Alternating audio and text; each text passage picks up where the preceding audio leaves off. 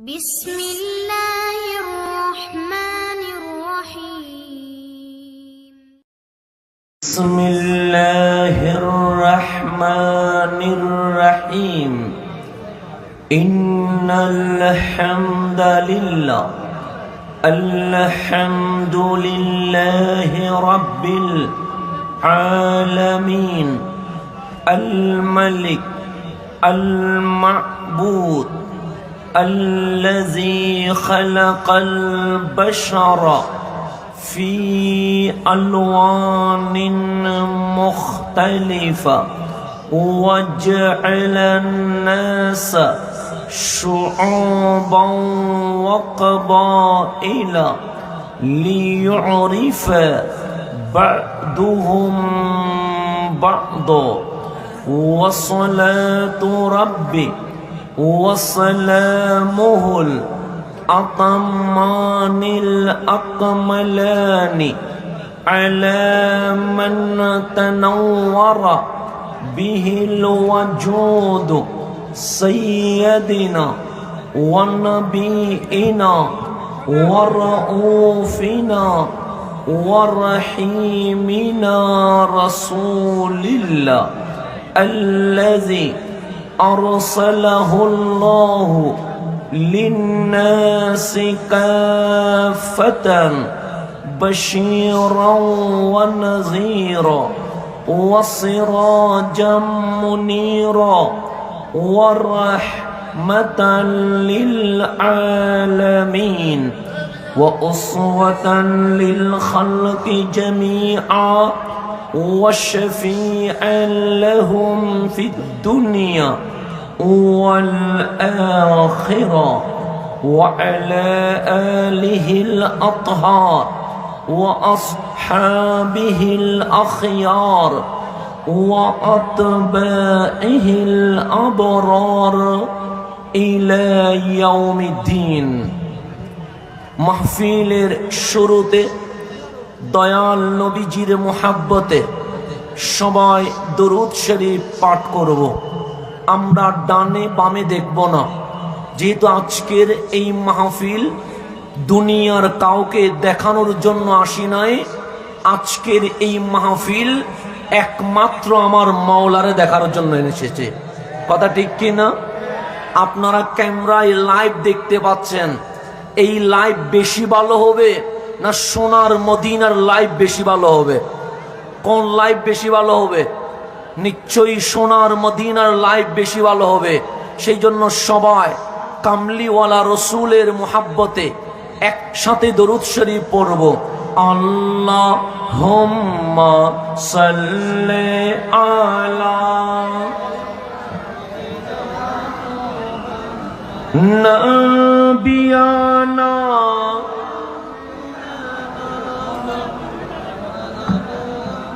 সাল্লাল্লাহু আলাইহি ওয়া আলিহি ওয়া সাল্লাম। আসসালাতু ওয়াসসালামু আলাইকা সাইয়্যিদি ইয়া রাসূলুল্লাহ। আসসালাতু ওয়াসসালামু আলাইকা সাইয়্যিদি ইয়া হাবিবাল্লাহ ওয়া আলা আলিকা ওয়া আসহাবিকা ইয়া রাহমাতাল লিল আলামিন।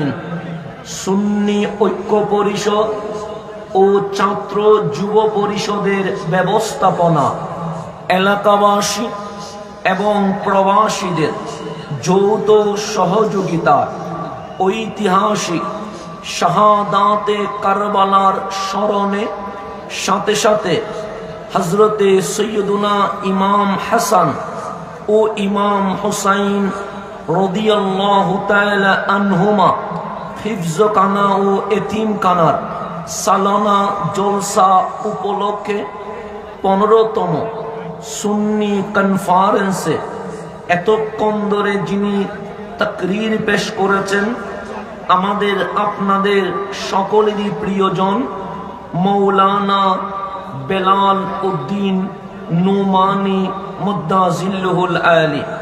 উপস্থিত আছেন হযরত উলামায়ে কেরাম সহ আমার প্রাণ প্রিয় এলাকাবাসী মহল্লাবাসী, সাথে সাথে পর্দার অন্তরালে মা ও বোনেরা আমার সালাম গ্রহণ করবেন।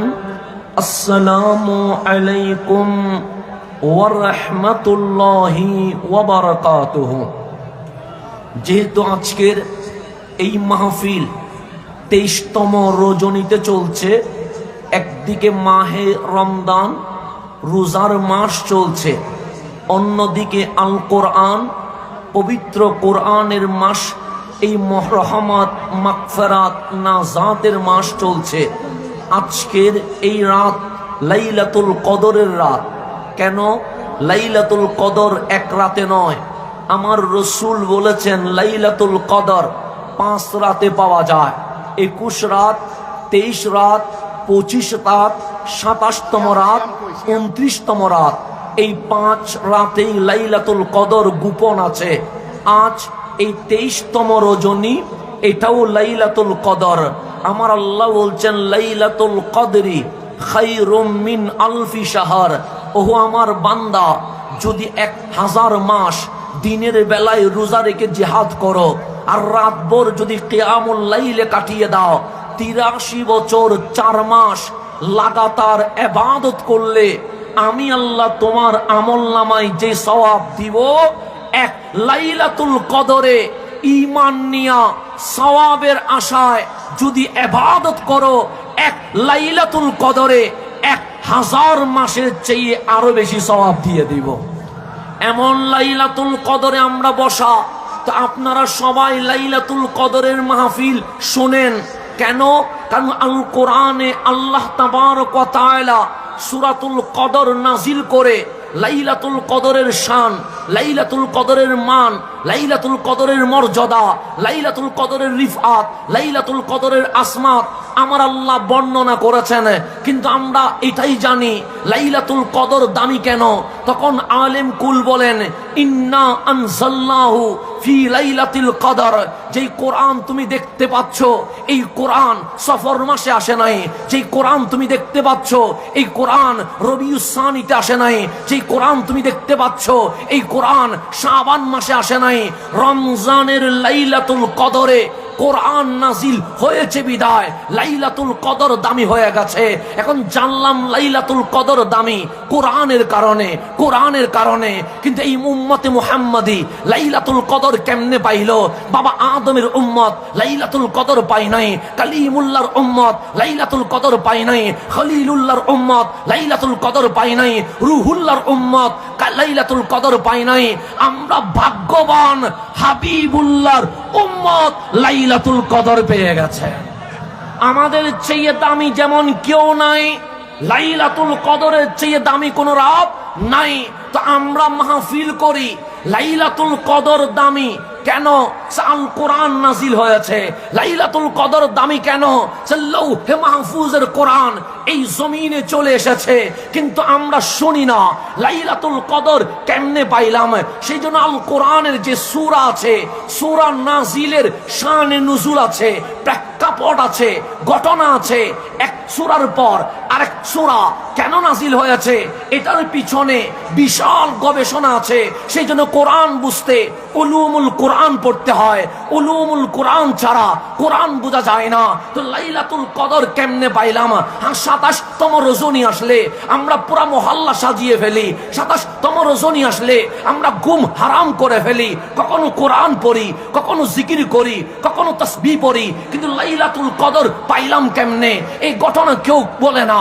আমি যখন শানে নুজুল পড়লাম তখন দেখলাম লাইলাতুল কদর কিভাবে নাজিল হলো। দেখলাম সূরাতুল কাউসারের পর সূরাতুল কদর নাজিল হয়েছে। আপনি যখন সূরার ঘটনাগুলো পড়বেন তখন দেখবেন এক সূরার পর আরেক সূরা নাজিল হয়, এক সূরার পর আরেক সূরা নাজিল হয়। তখন দেখবেন সূরাতুল কাউসারের পর সূরাতুল কদর নাজিল হয়েছে। এখন আপনি একটু গভীর গবেষণা করবেন, আপনার নবী কেমন দামি, আমার নবী কেমন দামি। আমরাও পৃথিবীতে আসলাম, আপনার নবীও পৃথিবীতে আসলো, আমরাও দুনিয়া করলাম, আপনার নবীও নবীও দুনিয়া করলো, আমরাও সংসার করলাম, আপনার নবীও সংসার করলো, আমরাও খেলাম ঘুমালাম, আপনার নবীও খেলেন ঘুমালেন, কিন্তু কোরআন খোলেন। আমার জন্মের কথা কোরআন বলছে, এসেছো তুমি খালি হাতে, কুল্লু নাফসিন যায়কাতুল মউত, তোমাকে যেতে হবে খালি হাতে।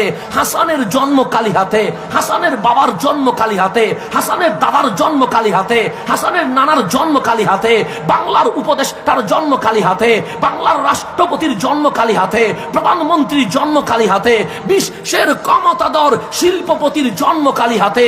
পৃথিবীতে এমন কেউ নাই যে বড় হাতে জন্ম নেই। রাষ্ট্রপতিও খালি হাতে, প্রধানমন্ত্রীও খালি হাতে, মন্ত্রীও খালি হাতে, এমপিও খালি হাতে, লিডারও খালি হাতে, কোটিপতিও খালি হাতে। কিন্তু আমার কোরআন বলছে এই জমিনে একজন আছে যিনি খালি হাতে আসে নাই। আমরা বললাম মাওলা উনি কে? আমি তো খালি হাতে। আল্লাহ বলেন হ্যাঁ। বাবা আদম তো খালি হাতে এসেছে। আল্লাহ বলে হ্যাঁ। কালিমুল্লাহ তো খালি হাতে এসেছে। আল্লাহ বলে হ্যাঁ। রুহুল্লাহ তো খালি হাতে এসেছে। আল্লাহ বলে হ্যাঁ। খলিলুল্লাহ তো খালি হাতে এসেছে। আল্লাহ বলে হ্যাঁ। তো এমন কে আছে যে বড় হাতে এসেছে? আল্লাহ বলে কোরআন কল। আমরা কোরআন করলাম। আমার মালিক বলে ওয়াল্লাযী জা বিসসিদকে, তোমার নবী রাহমাতুল লিল আলামিন জমিনে খালি হাতে আসে নাই। লৌহে মাহফুজের কোরআন যেটা কেউ আনতে পারে নাই, তোমার নবী লৌহে মাহফুজের কোরআন দুই হাত দিয়ে ধরে মা আমেনার ঘরে চলে এসেছে।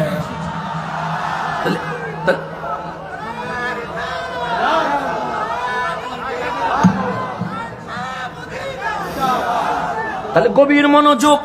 আমার কোরআন বলছে সবার জন্ম খালি হাতে, কিন্তু ওয়াল্লাযী জা বিসসিদকে, ওয়াল্লাযী জা, যা মানে তিনি এসেছেন, তিনার নাম রাহমাতুল লিল আলামিন।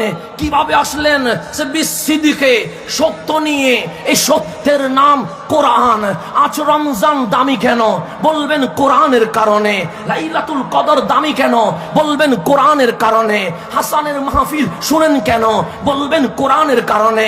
এই মাহফিল জান্নাতের বাগান হইল কেমনে? বলবেন কোরআনের কারণে। আমি হাসান বলি কোরআন চাই, আপনিও বলেন কোরআন চাই। আমার আগে হযরতে বেলাল উদ্দিন নুমানি বলেছেন আমরা কোরআনের আইন চাই, আমরা কোরআনের শাসন চাই। হ্যাঁ, আমরাও বলতে চাই। আজ আসিয়া নামক এক ছোট্ট মহিলা, এক নাবালক সন্তান শিশু হে মরে গেছে, কিন্তু ধর্ষণের বিচার পায় নাই। কেন? আমি গবেষণা করে দেখলাম এই বাংলার আইন চলে ব্রিটিশ ল মোতাবেক। যেখানে ব্রিটিশ আইন আছে সেখানে মুসলিম তার অধিকার খুঁজে পায় না। কোরআনের আইন বাস্তবায়ন হলেই মুসলিম তার অধিকার খুঁজে পাবে।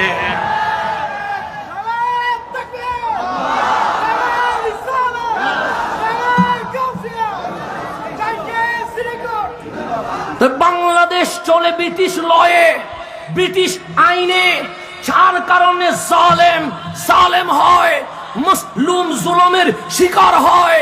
আজ বাংলার স্বাধীনতার 54 বছর চলে গেছে, মুসলিম তার অধিকার খুঁজে পায় নাই, মুসলিম জুলুমের শিকার হয়ে মরে গেছে। কারণ কি? কারণ হচ্ছে বাংলার যে ল, এটা ব্রিটিশ ল।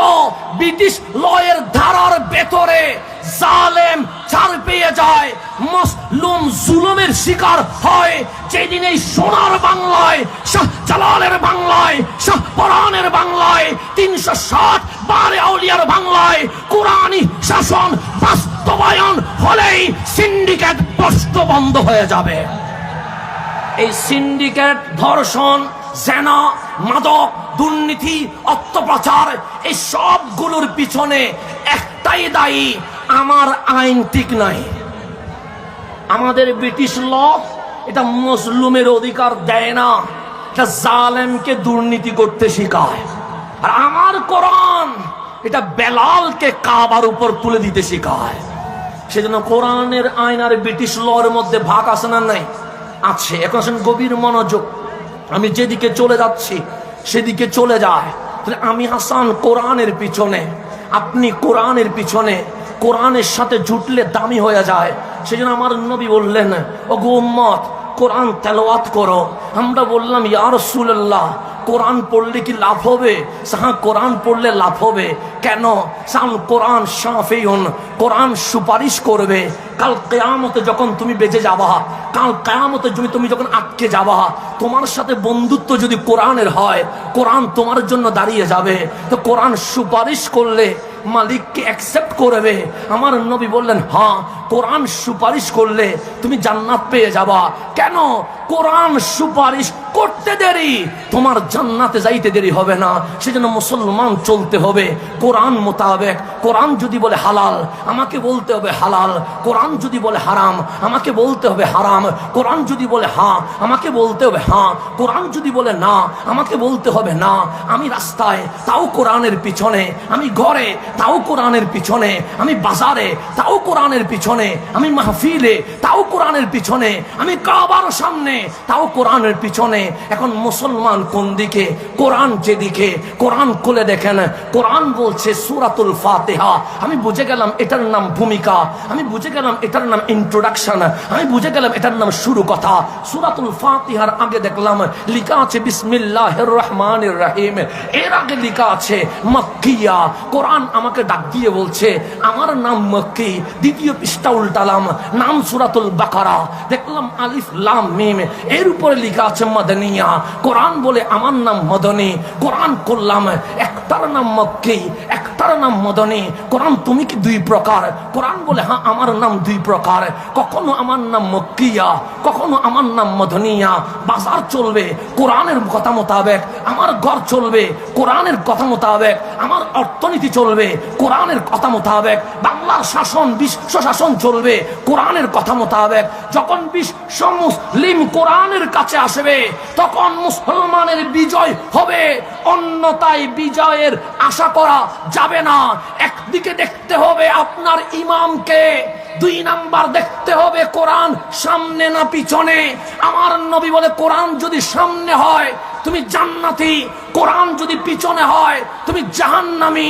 এখন আমিও বলি কোরআন, আপনিও বলেন কোরআন, ডানেও বলে কোরআন, বামেও বলে কোরআন। কিন্তু ফিলিস্তিনের মুসলমান রক্তে লাল হয়ে গেছে, সিরিয়ার মুসলমান কাঁদছে, ইয়েমানের মুসলমান হাহাকার করছে, হিন্দুস্তানের মুসলমান আজ নির্যাতনের শিকার হয়ে গেছে।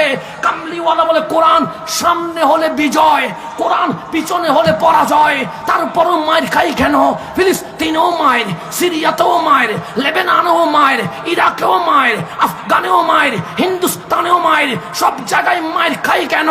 তখন আমি চোখ বন্ধ করে দেখলাম ইমাম ঠিক নাই, ইমাম ঠিক নাই। যাদের ইমাম এসিড হয় তারা কখনো জিততে পারে না, যাদের ইমাম হুসাইন হয় তারাই জিততে পারে। তাহলে ইমাম ঠিক না থাকলে কখনো জেতা সম্ভব নয়। নয়, ইমাম দেখতে হবে, ইমাম দেখতে হবে।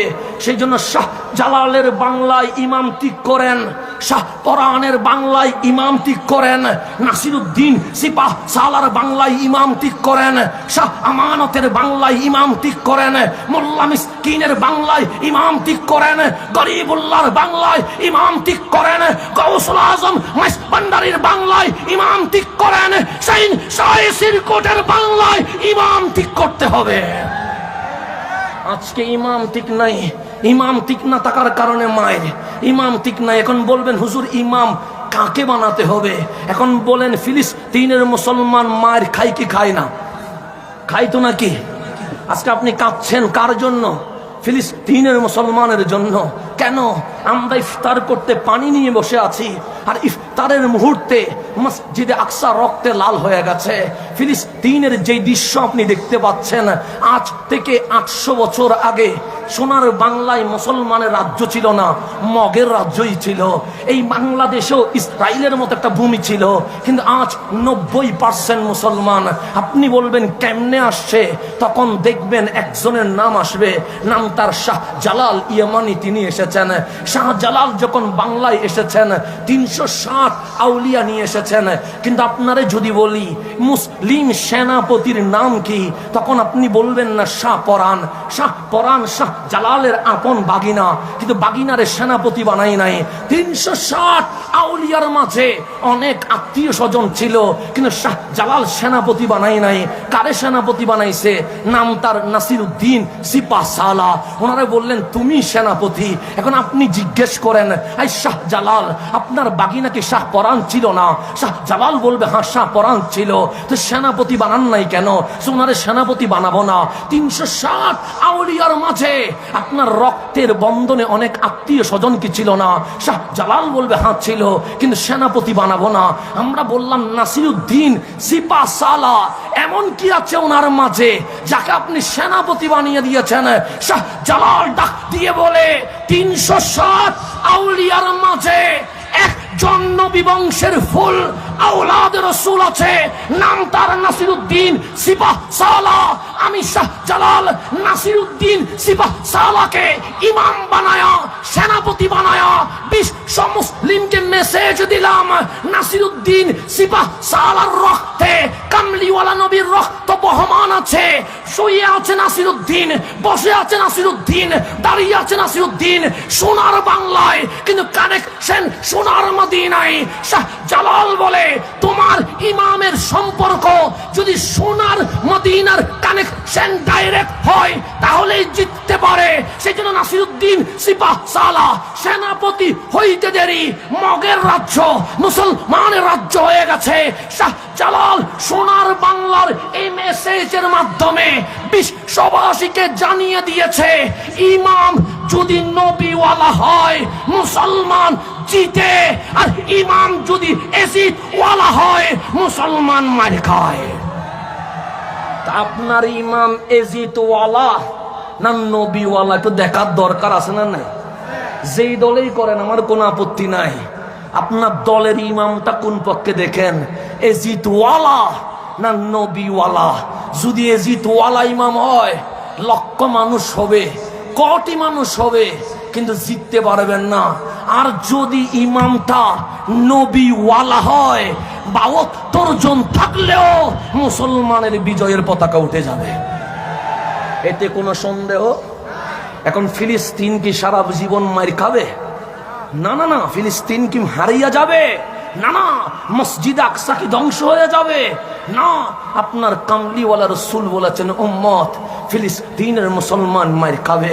এটা হাদিসে নববীতে আছে, কিতাবুল ফিতান উল্টান, সেখানে আমার নবী সব বলে গেছে। মসজিদ আকসা রক্তে লাল হবে, ইয়ামান মার খাবে, সিরিয়া মার খাবে, ইরাক মার খাবে, আফগান মার খাবে, হিন্দুস্তান মার খাবে। সময় আসছে আমরাও মার খাবো। আমার নবী বলেছেন, নবী গো আমরা কি শুধু মার খাইতে থাকবো? কামলিওয়ালা বলে এমন মার খাবা তোমরা মার খাইতে খাইতে তোমাদের পিঠ আর দেওয়ালের সাথে লেগে যাবে, তখন কোনো উপায় থাকবে না। বাংলাদেশেও মুসলমান মার খাচ্ছে, হিন্দুস্তানেও মুসলমান মার খাচ্ছে, ফিলিস্তিনেও মুসলমান মার খাচ্ছে, সমগ্র বিশ্বে মুসলমান মার খাবে। চীনেও খাবে, আমেরিকায়ও খাবে, অস্ট্রেলিয়াও খাবে, সব জায়গায় মার খাবে। এখন আপনার নবীরে জিজ্ঞেস করেন, নবী গো সারা জিন্দেগিকে মার খাবো?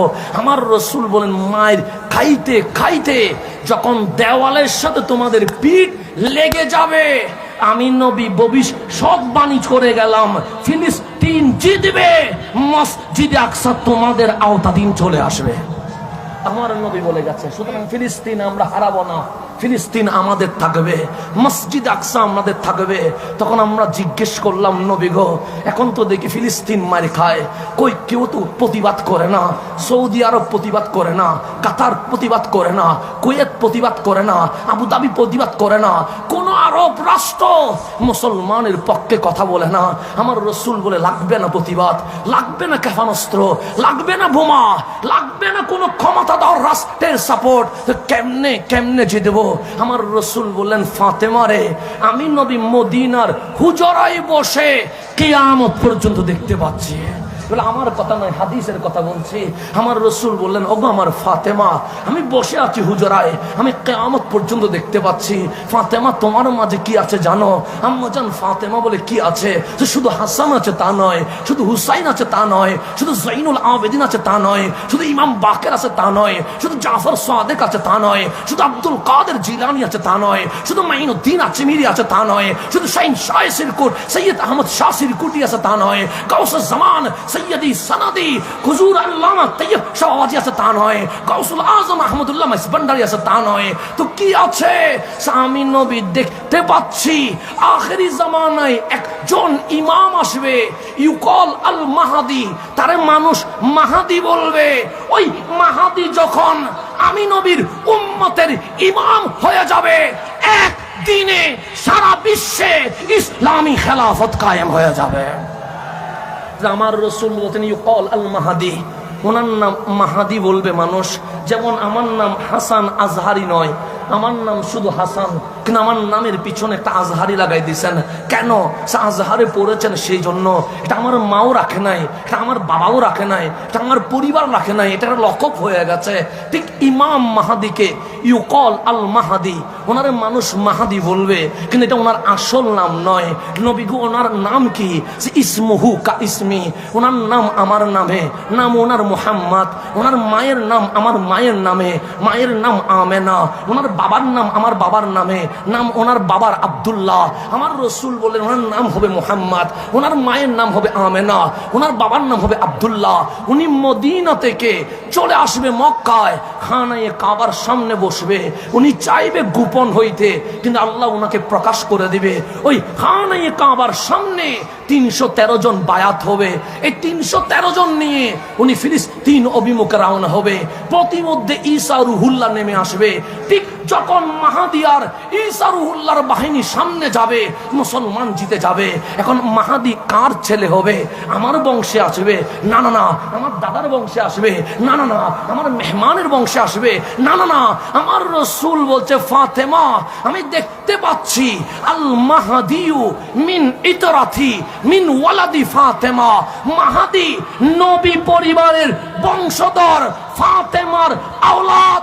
বাবার দিক থেকে হুসাইনি, মায়ের দিক থেকে হাসানি, সর্বশেষ আওলাদ রাসূল এই জমিনে যখন আসবে, বিশ্ব মুসলিম যখন এজিদ নয় আওলাদ রাসূলকে ইমাম মানবে, সেই দিন ইসলামী খেলাফত কায়েম হয়ে যাবে।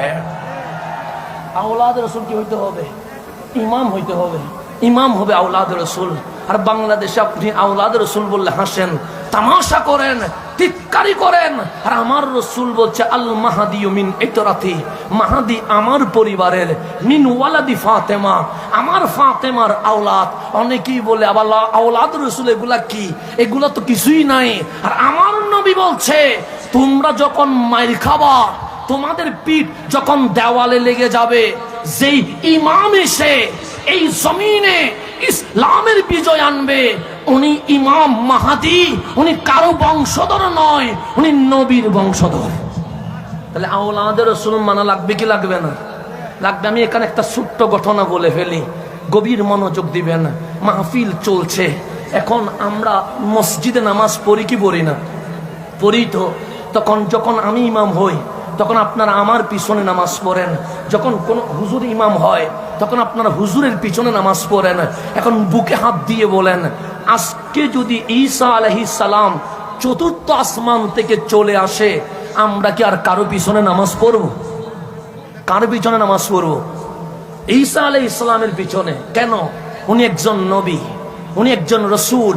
উনি বাবা ছাড়া আল্লাহর কুদরত রুহুল্লাহ হইয়া মা মারিয়ামের মাধ্যমে জমিনে চলে এসেছেন। শুধু উনি রসুল নয়, উনি রুহুল্লাহ, যার কথা কোরআনের পৃষ্ঠায় পৃষ্ঠায় আছে। উনি দামি না অদামি? বেশি না কম? আপনি সহিহ হাদিস উল্টান। আমার রসুল বললেন, উনি চতুর্থ আসমান থেকে নামবে, তখন ওয়াক্তুস সালাহ, নামাজের সময় চলবে। নামাজের সময় যখন হবে, আজান হয়ে যাবে, সুন্নত আদায় হয়ে যাবে। সুন্নত যখন হয়ে যাবে, একামত হয়ে যাবে। এখন ইমাম তো লাগবে। দুইজন আছে, একজনের নাম ইমাম মাহাদি, আরেকজনের নাম ঈসা রুহুল্লাহ। এখন নামাজ পড়াবে কে? কামলিওয়ালা বলে ইমাম মাহাদি বলবে, আই ঈসা, আপনি একজন নবী, আপনি একজন রসুল, আপনার উপর আসমানি কিতাব ইনজিল নাজিল হয়েছে, আপনি বাবা ছাড়া মায়ের মাধ্যমে জমিন এসেছেন রুহুল্লাহ, ইমামতি আপনি করান। তখন ঈসা রুহুল্লাহ বলবে, আই ইমাম মাহাদি, আমার কি বলছেন? সে নবী বলছি, রসুল বলছি। ঈসা রুহুল্লাহ বলবে, নবী বলিয়েন না, রসুল বলিয়েন না। সে কেন? সে নবী হওয়া গর্বের বিষয় না, রসুল হওয়া গর্বের বিষয় না। গর্বের বিষয় হচ্ছে ঈসা নবীও না, রসুলও না, কামলিওয়ালার উম্মত হয়ে জমিনে এসেছে। আজকে আপনি নবীর পক্ষে কথা বলতে পারেন না, আজকে আপনি ইয়া রাসূলুল্লাহ বলতে ভয় পান, আজকে আপনি ইয়া নবী সালাম আলাইকা বলতে ভয় পান। আরে ঈসা রুহুল্লাহ বলছে, আরে নবী ছিলাম, রসুল ছিলাম, পরিচয় এটা নয়, পরিচয় হচ্ছে ঈসা ইমামুল মুরসালিনের উম্মত হয়ে চলে এসেছে। নবীর উম্মত গর্ব করে পরিচয় দিতে চায়, আর আমরা নবীর নাম মাইনাস করতে বসে থাকি, কখনো কালিমা থেকে নবীর নাম কাটতে বসে থাকি, কখনো নারায়ে তাকবীরকে ব্যঙ্গ করে লিল্লাহি তাকবীর বলে নারায়ে সালাত বাদ দেওয়ার ষড়যন্ত্র করি, নবীর দরুদ নিয়ে আমরা ব্যঙ্গ করি আর নবীর নাম বাদ দেওয়ার ষড়যন্ত্র করি। আর ঈসা রুহুল্লাহ বলে নবী ছিলাম, রসুল ছিলাম, এই পরিচয় বহন করতে চাই না, পরিচয় হচ্ছে আমি দয়াল নবীর উম্মত। তখন ইমাম মাহাদি বলবে, হা হা, আজকে উম্মত, আগে তো নবী রসুল ছিলেন, নামাজটা পড়ায়া দেন। রুহুল্লাহ বলবে, আমি তো উম্মত, আপনি তো আওলাদে রসুল, আপনার শরীরে তো রসুল পাকের রক্ত মোবারক বহমান।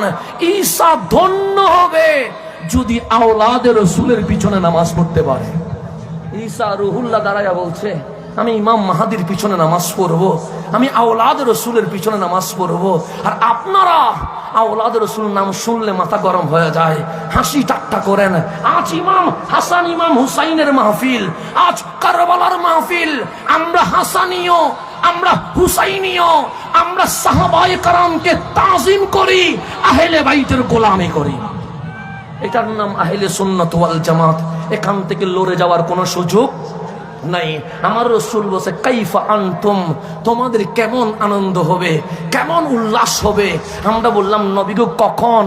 বলে, ঈসা ফিকুম, যখন ঈসা তোমাদের মাঝেই থাকবে তখন কি হবে? সে নামাজের সময়ে ঈসা ইমামতি করবে না, ওয়া ইমামুকুম মিনকুম, ইমাম হবে তোমাদের ইমাম, ইমাম মাহাদি। ইমাম মাহাদি নামাজ পড়াবে, ঈসা রুহুল্লাহ ইমাম মাহাদির পিছনে নামাজ পড়বে। তাহলে এখান থেকে আমরা বুঝলাম, শাহ জালাল বলছে সেনাপতি হবে নাসিরউদ্দিন সিপাহ সালাহ। সিপাহ সালাহ ইমাম হইতে দেরি, সোনার বাংলা মুসলমানের রাজ্য হয়ে গেছে। আমার নবী ভবিষ্যৎবাণী করলেন, ইমাম মাহাদি আওলাদে রসুল যখন ইমাম হবে তোমাদের বিজয় চলে আসবে। এখান থেকে প্রমাণিত হয়ে গেছে, সোনার বাংলায় কেউ যদি বলে ইসলামী খেলাফত চায়, ইসলামী খেলাফত কায়েম করতে চায়, তখন দেখতে হবে তাদের ইমামটাকে। ইসলামী খেলাফত শুনি দুধ দিলে হবে না, এখন তো ব্যানার দেখলে দুধ দে। কি দেখলে? ব্যানার দেখলে দুধ দে। ইসলামী খেলাফত চাই বলে ব্যানার করলে আগে দেখবেন ইমামটাকে। যদি নাসিরউদ্দিন সিপাহ সালার উত্তরসূরি হয়, যদি শাহ জালালের উত্তরসূরি হয়, যদি গৌসে মাস ভান্ডারীর উত্তরসূরি হয়, যদি শাহিন শাহ সিরকোটের উত্তরসূরি হয়, যদি শাহ পরানের উত্তরসূরি হয়, যদি 360 বারে আউলিয়ার উত্তরসূরি হয়, তাহলে ইসলামী খেলাফত কায়েম হবে। এজিদ ওয়ালা ইমাম দিয়ে ইসলামী খেলাফত কায়েম হবে না, ইহুদি খ্রিস্টানের দালাল কায়েম হবে। এটা আমাদের মনে রাখতে হবে, আমাদেরকে মনে রাখতে হবে। সেই জন্য পোস্টার দেখলে দৌড় দিয়েন না, ব্যানার দেখলে দৌড় দিয়েন না, আগে দেখবেন ওই ব্যানারের সামনে ইমামকে দাঁড়িয়েছে, দেখবেন ওই ইমামটাকে। যদি ইমাম হয় আহলে সুন্নাত ওয়াল জামাতের 100 বার সেলুট দিবেন। আর যদি দেখেন ইমামটা হুসাইন বিরোধী, ইমামটা হাসান বিরোধী, ইমামটা এজিদের পক্ষের লোক, হাজার চিল্লাইলেও কখনো ইসলামী খেলাফত কায়েম হবে না। এটা মনে রাখবেন। এটা মনে রাখতে পারলে সব ঠিক। আমি আমার বাবার কথা বলি নাই, আমি আপনাকে শাহজালাল ইয়ামানির মেথড দিয়েছি, আমি আপনাকে রহমতুল্লিল আলামিনের মেথড দিয়েছি। আজকে যার নাম বলছেন সালাউদ্দিন আইয়ুবী, সালাউদ্দিন আইয়ুবী, শুধু দোয়া করেন আল্লাহ সালাউদ্দিন আইয়ুবী চায়। আপনি জীবনে কখনো জিজ্ঞেস করেন নাই কেন সালাউদ্দিন আইয়ুবী উনি কোন আকীদার? আপনি জিজ্ঞেস করেন নাই কেন সালাউদ্দিন আইয়ুবী উনি কোন তরিকার? আপনি জিজ্ঞেস করেন নাই কেন সালাউদ্দিন আইয়ুবী তার বুকে কোন আকীদা লালন করে? আপনারা তো জানেন আল আজহার, আল আজহারে পড়লে আপনার আজহারি বলেন। এই আল আজহার শিয়াদের ছিল। এই আল আজহারকে আকীদায়ে আহলে সুন্নাত ওয়াল জামাতের উপর যিনি ভিত্তি দিয়েছেন ওনার নাম সালাউদ্দিন আইয়ুবী। উনি আহলে সুন্নাত ওয়াল জামাতের ইমাম, উনি ইমাম ছিলেন আহলে সুন্নাত ওয়াল জামাতের। বাংলাদেশের সেনা প্রধান আছেন না নাই? কয়জন? একজন। তো কেন? বাংলাদেশ রাষ্ট্র একটা, তো একটা রাষ্ট্রে সেনাবাহিনীর প্রধান থাকবে কয়টা? একটা। কিন্তু সালাউদ্দিন আইয়ুবী তো এক দেশের রাষ্ট্রনায়ক না, অর্ধ জাহানের রাষ্ট্রনায়ক। ওনার সেনাপতি ছিলেন ৮০ জন। কয়জন? ৮০ জন ওনার সেনাপ্রধান ছিলেন। কেন? মিশর ওনার আন্ডারে, ফিলিস্তিন ওনার আন্ডারে, ইয়ামান ওনার আন্ডারে, সিরিয়া ওনার আন্ডারে, ইরাক ওনার আন্ডারে, এভাবে করে প্রায় জাহানের অর্ধেক ওনার আন্ডারে। ওনার সেনাপ্রধান ছিলেন ৮০ জন। সেনাপ্রধানগুলো কার? উনি আত্মীয় দেখে সেনাপ্রধান বানায় নাই, উনি ফুফাতো ভাই মামাতো ভাইকে সেনাপ্রধান বানায় নাই, উনি চাচাতো ভাই খালাতো ভাইকে সেনাপ্রধান বানায় নাই। ৮০ জন সেনাপতির মাঝে ৩ ভাগের ২ ভাগ আমার হুজুর গাউসে পাক আব্দুল কাদের জিলানীর সরাসরি খলিফা ছিল। সরাসরি কি ছিল? খলিফা ছিল, আমার গাউসে পাকের খলিফা ছিল। তা আপনি কোথায় চলে গেছেন? আর ১ ভাগ যেগুলো ছিল এগুলো কুতুবুল আখতাব সৈয়দুনা রেফাইর খলিফা ছিলেন। আহলে সুন্নাত ওয়াল জামাতের বাইরে সালাউদ্দিন আইয়ুবী কাউরে সেনাপতি বানায় নাই। সেনাপতি বানানোর সময় আগে দেখছে উনি নবীওয়ালা কিনা, উনি সাহাবিওয়ালা কিনা, উনি আহলে বাইতওয়ালা কিনা। সেজন্য ইমাম বানানোর সময় দেখতে হবে আকীদা ঠিক আছে কিনা। আপনি তো বলেন হুজুর খালিদ বিন ওয়ালিদ কি জন্ম নিবে না? খালিদ বিন ওয়ালিদ কি জন্ম নিবে না? আমি আপনারে জিজ্ঞেস করব খালিদ বিন ওয়ালিদ উনি কে? তখন বলবেন উনি সাইফুম মিন সুয়ুফিল্লাহ, উনি আল্লাহর তরবারে। খালিদ বিন ওয়ালিদ উনি কে? আপনি বলবেন উনি মাঠে নামলে যুদ্ধে বিজয় লাভ করে। খালিদ বিন ওয়ালিদ উনি কে? হোসেন উনি হুঙ্কার দিলে কাফের মুশরিক ভয় পায়। খালিদ বিন ওয়ালিদ কে? আপনি বলবেন উনি মানে বিজয়, যেখানে পরাজয় কখনো ধরতে পারে না। এটার নাম খালিদ বিন ওয়ালিদ। খালিদ বিন ওয়ালিদ যখন সেনাপতি হয়ে গেলেন, সিদ্দিক আকবরের আমলেও খালিদ বিন ওয়ালিদ সেনাপতি, ফারুক আজমের প্রথম যুগে খালিদ বিন ওয়ালিদ ছিলেন সেনাপতি। চতুর্দিকে একটা নাম সুনাম জুটে গেছে, খালিদ বিন ওয়ালিদ মানে বিজয়, খালিদ বিন ওয়ালিদ মানে জয়। খালিদ বিন ওয়ালিদ যেখানে ইসলামের বিজয় সেখানে। চতুর্দিকে খালিদ বিন ওয়ালিদের স্লোগান চলছে। আমার স্লোগান দিলে আমি খুশি হয়ে যাই, আপনার স্লোগান দিলে আপনি খুশি হয়ে যান। কিন্তু ইসলামের খলিফাদের দিকে তাকান, আমার নবীর সাহাবীদের দিকে তাকান। খালিদ বিন ওয়ালিদ যখন শুনলেন চতুর্দিকে আকাশে বাতাসে ওনার স্লোগান চলছে, উনি যুদ্ধের মাঠের মাঝখানে চলে এসেছে। ডাক দিলেন ইয়া আইয়ুহাল মুজাহিদুন, হে ইসলামী মুজাহিদরা আমার পাশে এসো। সব যোদ্ধারা চলে আসছে, যেখানে তাবিও আছে, যেখানে সাহাবিও আছে। সবার সামনে খালিদ বিন ওয়ালিদ বললেন আপনারা কি আমার স্লোগান দিয়েছেন? হ্যাঁ দিয়েছি। খালিদ বিন ওয়ালিদ বলেন লিমাজা, কেন দিয়েছেন? সবাই বললেন কেন দিব না, আপনি তরবারি নিয়ে নামলে ইসলামের বিজয় হয়ে যায়, আপনি হুঙ্কার দিলে মুশরিক তত্তর করে কাঁপে, আপনি যুদ্ধের ময়দানে নামলে কালিমার পতাকা পথ করে উঠে যায়। তখন খালিদ বিন ওয়ালিদের চোখ দিয়ে পানি বের হয়ে গেছে। ডাক দিয়ে বললেন ওহে ইসলামী যোদ্ধাগণ, আপনারা কি মনে করেছেন আমার তরবারি ইসলামকে বিজয় দিয়েছে? সবাই বললেন তাই তো মনে করেছি। আপনারা কি মনে করেছেন আমার চোখ রাঙ্গানো ইসলামের বিজয় দিয়েছে? সবাই বললেন তাই তো মনে করেছি। আপনারা কি মনে করেছেন আমার হুঙ্কার ইসলামের বিজয় দিয়েছে? সবাই বললেন হ্যাঁ তাই তো মনে করেছি। খালিদ বিন ওয়ালিদ ডাক দিয়ে বললেন আমার তরবারি ইসলামের বিজয় দেয় নাই, আমার হুঙ্কার ইসলামের বিজয় দেয় নাই, আমার চোখ রাঙ্গানো ইসলামের বিজয় দেয় নাই, যুদ্ধের ময়দানে আমার জিহাদ করা ইসলামের বিজয় দেয় নাই। তারা সবাই বললেন কিসে ইসলামের বিজয় দিয়েছে, কিসে ইসলামের বিজয় দিয়েছে? খালিদ বিন ওয়ালিদ নিজের পাপড়ি মুবারক খুলে ফেললেন, কুলে একটা চুল চুল মোবারক বের করলেন, ডাক দিয়ে বললেন এটা কি? সেটা চুল। সেটা চুল নয়, চুল মোবারক। সে কেন? সেই চুলটা খালিদ বিন ওয়ালিদের নয়, এই চুলটা রহমতুল্লিল আলামিনের। যেদিন আমি দয়াল নবীর চুল মোবারক পাগড়ির ভেতরে তাবাররুকান দিয়ে দিয়েছি, সেদিন থেকে আজ পর্যন্ত খালিদ বিন ওয়ালিদ পরাজয় বরণ করে নাই, ইসলাম জিতে গেছে।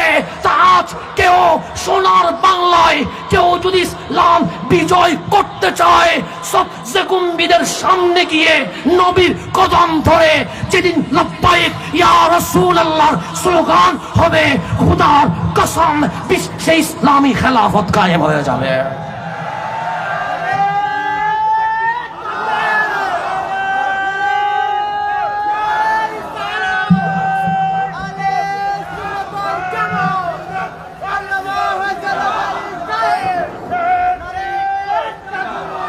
নবী বাদ দিয়ে আবার কিসের ইসলামের বিজয়?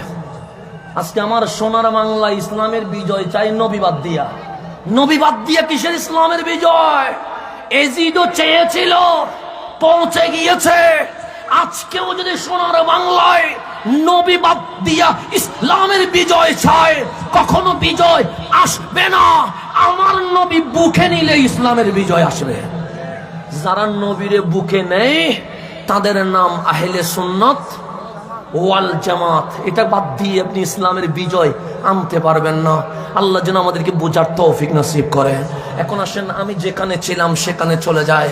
লাইলাতুল কদর কেমনে আসলো? আমরা জানি লাইলাতুল কদর কেন দামি, কিন্তু কেমনে আসলো এটা আমরা জানি না। আপনার নবী রহমতুল্লিল আলামিন চলে এসেছে। আপনার নবী উম্মতের জন্য কাঁদে। আপনার নবী কখনো সিজদায় উম্মতি উম্মতি বলে চিল্লায়। আপনার নবী কখনো তাহাজ্জুদের নামাজে রব্বি হাবিলি উম্মতি বলে কাঁদে। আপনার নবী যখন মক্কায় তায়েফের জমিনে, তখনও আপনার নবী কাঁদে। আপনার নবী যখন খানায়ে কাবার সামনে সিজদায় উটের মুড়ি তুলে দিয়েছে, তখনও আপনার নবী কাঁদে। আপনার নবী যখন রাস্তায়, তখন অনেকেই নবীরে পাগল পাগল বলছে, তখনও আপনার নবী কাঁদে। আপনার নবী যখন ঘরে আপনার নবীরে 3-4 দিন তালা বন্ধ করে দিয়েছে, তখনও আপনার নবী কাঁদে। আপনার নবীরে যখন মক্কা থেকে বের করে দিয়েছে, তখনও আপনার নবী কাঁদে।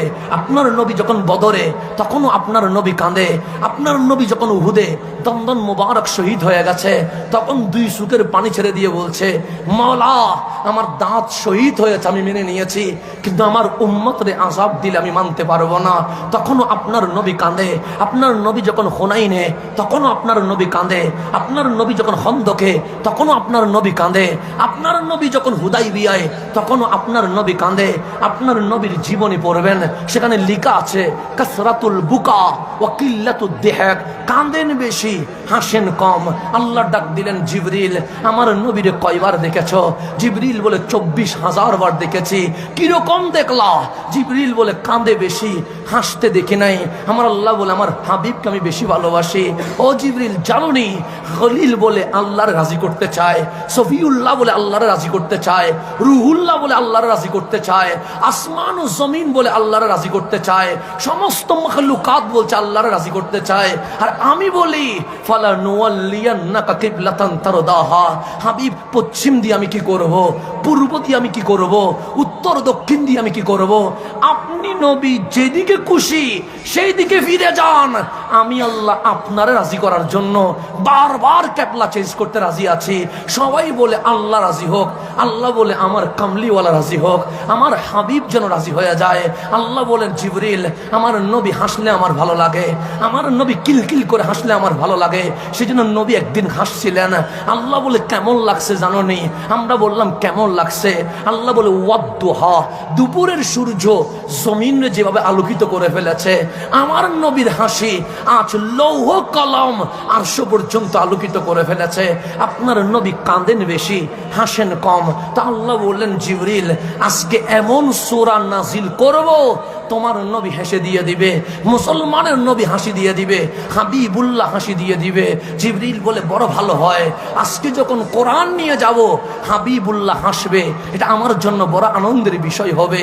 আল্লাহ বললেন, ও জিবরিল, আজকে সবচেয়ে বড় গিফট সূরাতুল কাউসার নিয়ে যাও। কেন মানুষ মানুষকে গিফট করে, কখনো মোবাইল, কখনো ঘড়ি, কখনো আংটি, কখনো জামা, কখনো টাকা, কিন্তু আমি আল্লাহ আজকে আমার নবীকে সমগ্র কাউসার দান করে দিয়ে দিব।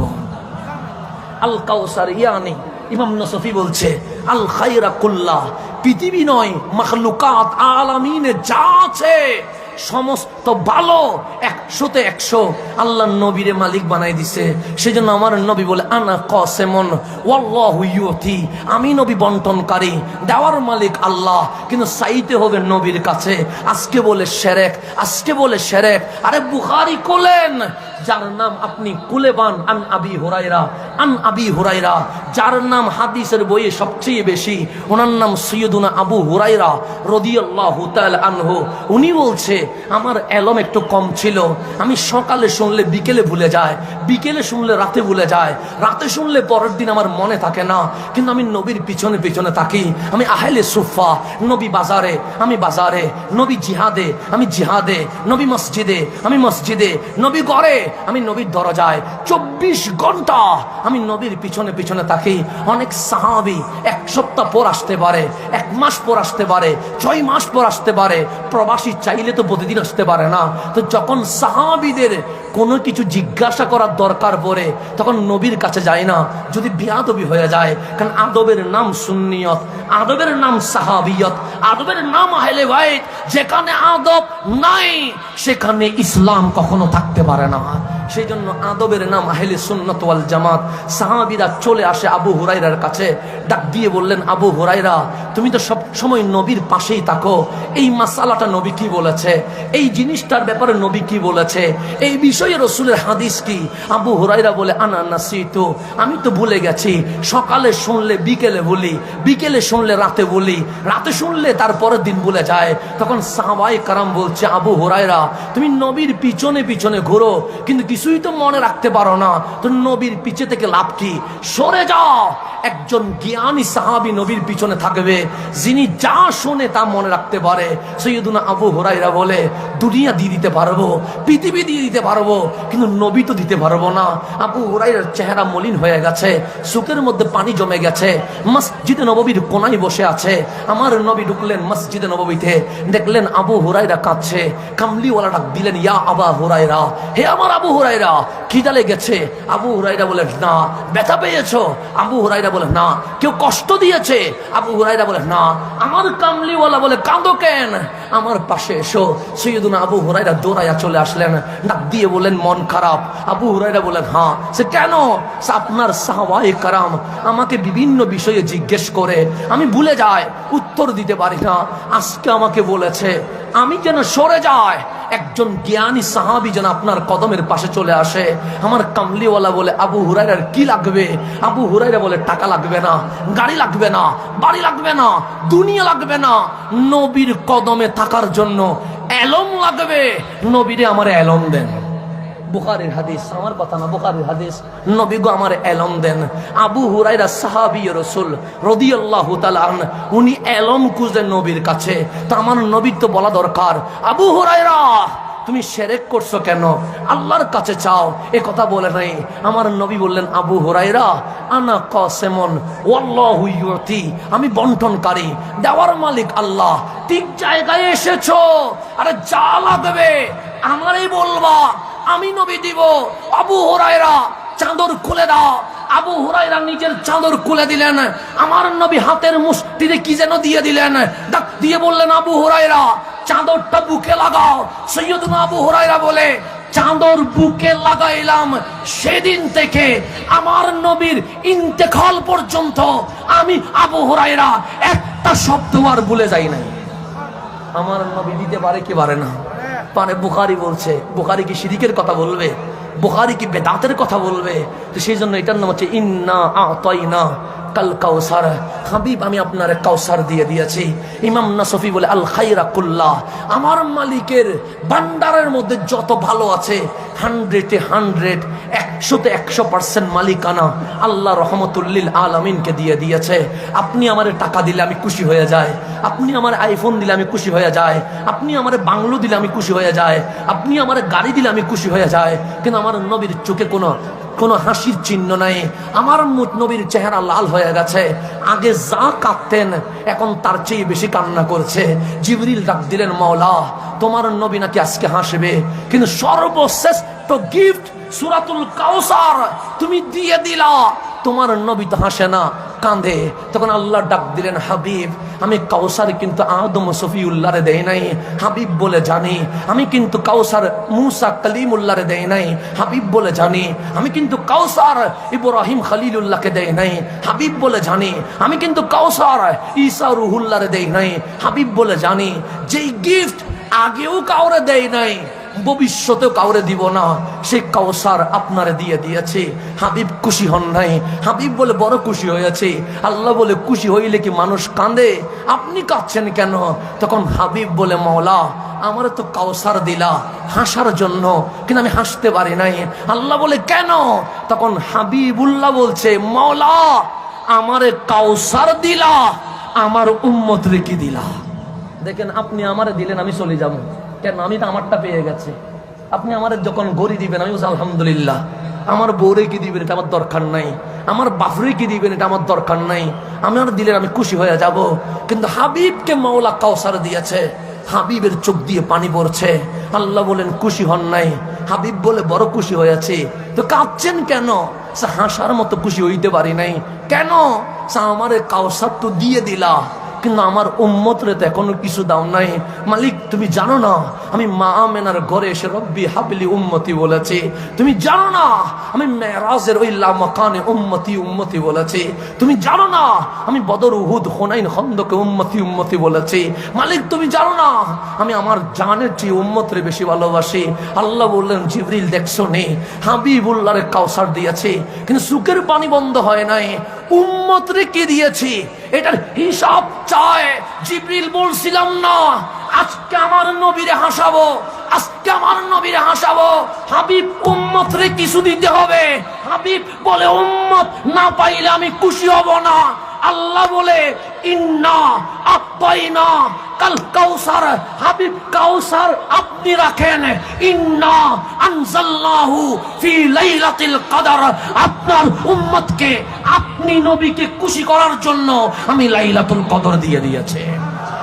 কিন্তু এই কথা কেউ বলে না, এই কথা কেউ বলে না। মসজিদের মিম্বরে শুধু বলে ইন্না আনজালনাহু ফি লাইলাতিল কদর। কদর দামি কোরআনের কারণে। আরে কদর পাইছো কেমনে এটা বলো না কেন? কাউসার কেমনে আসলো এটা বলো না কেন? সূরা কাউসারের পরে নাযিল হয়েছে সূরাতুল কদর। শানে নুজুল খুলে দেখেন, সূরাতুল কাউসারের পর নাযিল সূরাতুল কদর। মানুষকে এটা শোনাই না কেন আমি জানি না। উম্মত থেকে নবী আলাদা করতে বসে থাকে। আরে লাইলাতুল কদর, লাইলাতুল কদর হয়েছে আমার নবীর কারণে। আমার নবীরে বাদ দিলে লাইলাতুল কদর হয় না। আল্লাহ বলছেন ইন্না আনজালনাহু ফি লাইলাতুল কদর, হাবিব উম্মতরে লাইলাতুল কদর দিয়ে দিয়েছে। আপনি কাউসার নেন, উম্মতরে কদর দিলাম। এমন কদর দিছি একটা রাত ঈমানের সাথে ইবাদত করবে, 83 বছর 4 মাস লাগাতার ইবাদত করলে যে সওয়াব দিতাম, এক লাইলাতুল কদরে তার চেয়ে বেশি সওয়াব দিয়ে কাল হাসরের ময়দানে আপনার উম্মতকে সকল নবী রাসূলের উম্মতের আগে জান্নাতে নিয়ে যাব। এটা আমার নবীর সদকায়। আপনি নবী বাদ দিতে বসে আছেন। আমি হাসান নবীর কথা বলি বিদায়, অনেকে আমার গালাগালি করে। আমি হাসান ইয়া রাসূলুল্লাহর কথা বলি বিদায়, আমার প্রতি অনেকের বিদ্বেষ রয়ে যায়। নবী বাদ দিলে তো লাইলাতুল কদর নাই, নবী বাদ দিলে তো কোরআন নাই, নবী বাদ দিলে তো নামাজ নাই, নবী বাদ দিলে তো ইসলামই নাই। আরে কোরআন যে কোরআন, এটার দলিলের নাম রহমতুল লিল আলামিন। লাইলাতুল কদর পাইছেন কার কারণে? আমার নবীর কারণে। কেন? নবী কাউসার পাইয়া হাসে নাই। যখন আল্লাহ বলছেন ইন্না আনজালনাহু ফি লাইলাতিল কদর, তখন আপনার নবী এমন ভাবে হাসলেন। আল্লাহ বললেন ওয়াদুহা, আজকেই সফল। কেন? দুপুরের সূর্য জমিনরে আলোকিত করে দিয়েছে। আমার নবীর হাসি আজ লৌহ কলম আরশ পর্যন্ত আলোকিত করে দিয়েছে।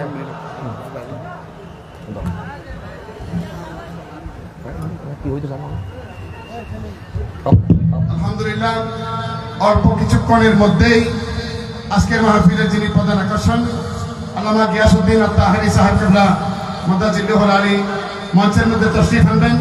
আমাদের হুসাইনি ফোর্স যারা যে দায়িত্বে আছেন, হুসাইনি ফোর্স, এনএসআই সহ স্বেচ্ছাসেবক ভাইরা, আপনারা মানসিকভাবে প্রস্তুতি গ্রহণ করুন।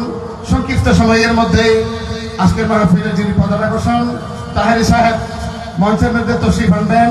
মাইকের আওয়াজ যতদূর যাচ্ছে হুসাইনি ফোর্স, আমি হুসাইনি ফোর্স এবং বিভিন্ন বাহিনীর সমস্ত স্বেচ্ছাসেবকদের দৃষ্টি আকর্ষণ করছি, আপনারা আপনাদের নিজ দায়িত্বের প্রতি আলার্ট থাকুন, নিজ দায়িত্বের প্রতি আলার্ট থাকুন। দুশিপন আল্লাহুম্মা সাল্লি আলা নাবিয়ানা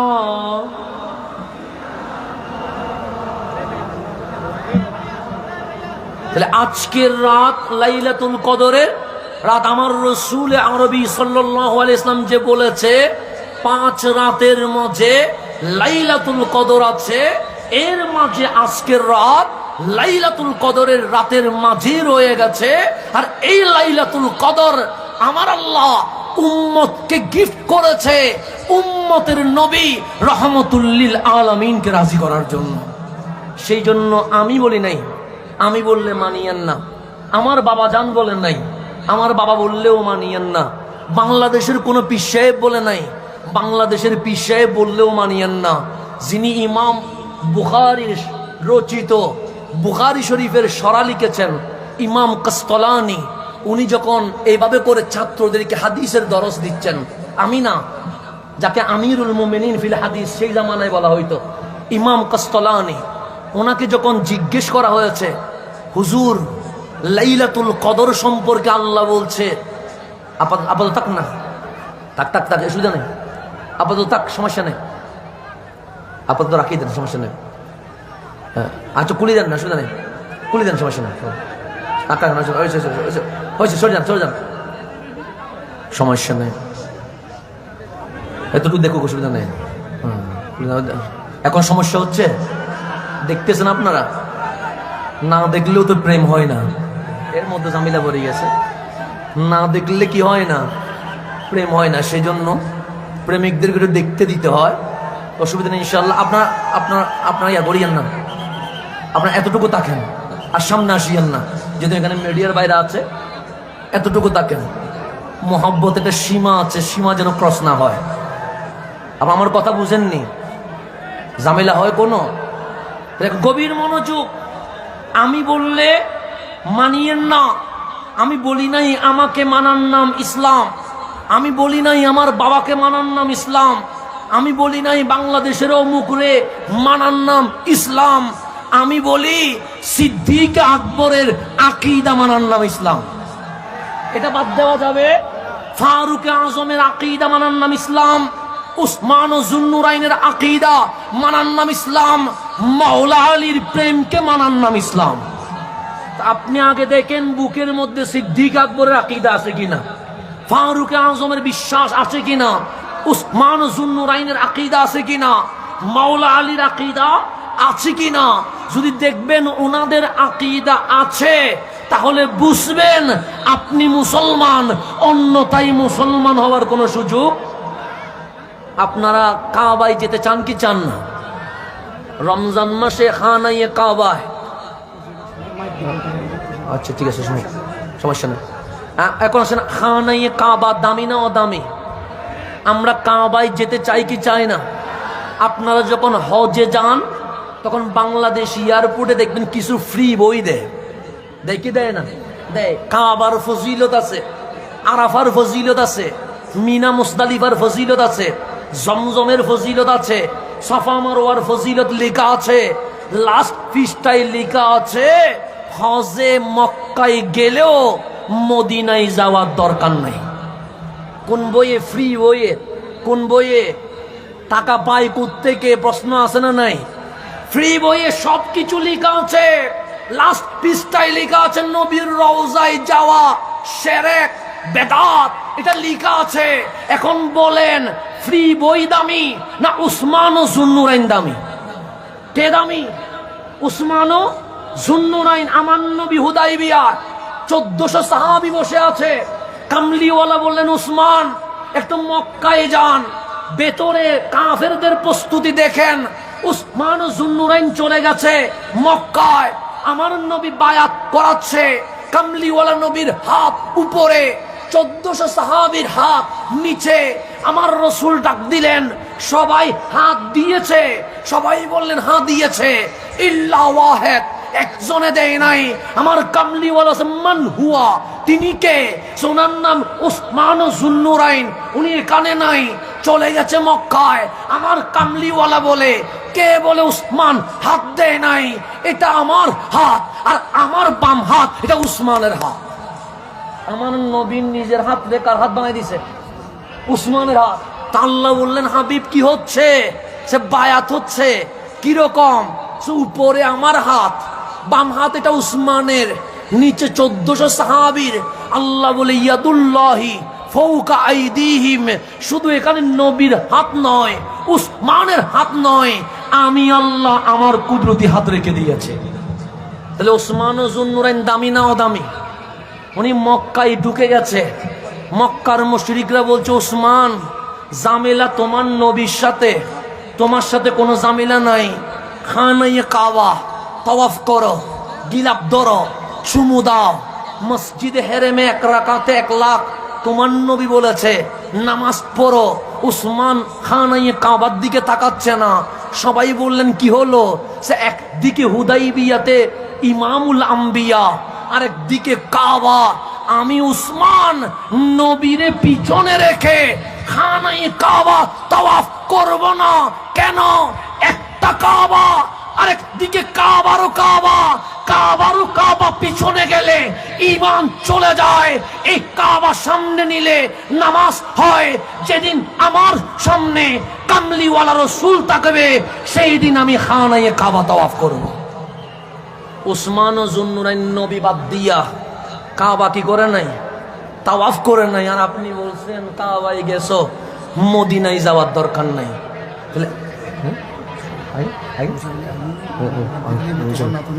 খানায়ে কাবা একদিকে কামলিওয়ালা, আরেকদিকে উসমান যুন্নুরাইন বলছে কাবা পরে দেখবো, আগে রহমতুল্লিল আলামিনকে দেখবো। কেন? এটা কাবা হলে এটা কাবারও কাবা।